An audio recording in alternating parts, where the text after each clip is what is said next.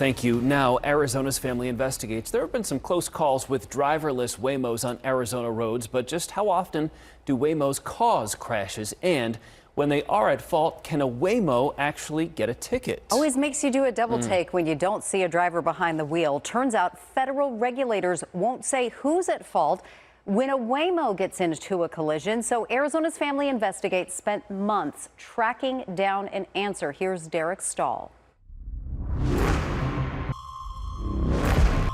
I mean, this is the middle of Scottsdale, basically. Yeah, this is the heart.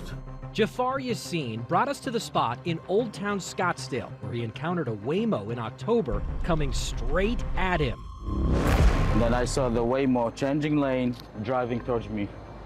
That must have been kind of scary. It is scary, especially when I saw it's a Waymo and I know this is a computer. It's not a human being, you know, this is AI. According to Scottsdale police, the Waymo crossed the double yellow line right here and hit Yassin's car at slow speed. Then it kept going, scratching the driver's side. Photos at the scene show the Waymo, which had a passenger, in the wrong lane. Do you think a human driver would have done this? Of course not. Of course not. Especially in a crowded situation like this. I gotta call it reckless. Police faulted the Waymo, but just how often are Waymos to blame? We're talking fully autonomous, so no driver inside. Waymo launched the world's first self-driving passenger service in Arizona in late 2020. Since 2021, federal records show their vehicles have been involved in at least 202 crashes in Arizona, ranging from minor fender benders to 31 injury collisions. But NHTSA's public database is heavily redacted, and it does not say how often the Waymos are at fault. To find out, we spent 6 months collecting police crash reports from across Waymo's service area in Phoenix, Scottsdale, Chandler, Mesa, and Tempe. We found 71 crashes reported to police and discovered 87% of the time Waymos were not at fault. Officers blamed the Waymo just 13% of the time. So first, I just want to say that the standard today is not perfection. Camille Dredge is Waymo's Senior Director for Ride-Hail Operations. So collisions will, and they will, and can occur. We are absolutely prepared to respond to them. She cited the company's own safety research, which found Waymos were involved in 81% fewer injury crashes than human drivers and had 88% fewer property damage claims.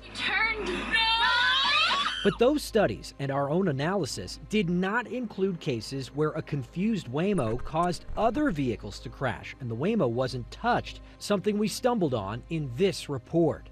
We also found cases where Waymos caused wrecks that police thought were worthy of a ticket. Pulled up to a red light and then boom, we got hit from behind pretty darn hard. What was the damage like? It totaled the car. Joel Kaspers was on his way to the movies when he got rear-ended by a Waymo while stopping for a red light on Chandler Boulevard in 2021. With everybody else just stopped, and as soon as I stopped, that's when we got like rear-ended, and it was pretty hard. They must have been doing 30, it seemed like, because it knocked us into the center of the intersection. Wow. The officer wrote, at this time, the Waymo was not issued a citation since the Waymo was in autonomous mode and no person was inside the vehicle at the time of the crash. Do you think Waymos should get tickets? Well, I thought they would have issued the handler the ticket or the corporation a ticket. But the fact that they couldn't do it because there's nobody in the car, somebody should have got something. Right, does that seem fair? No. I got a unmanned vehicle that was kind of taken off from me. It's a Waymo car.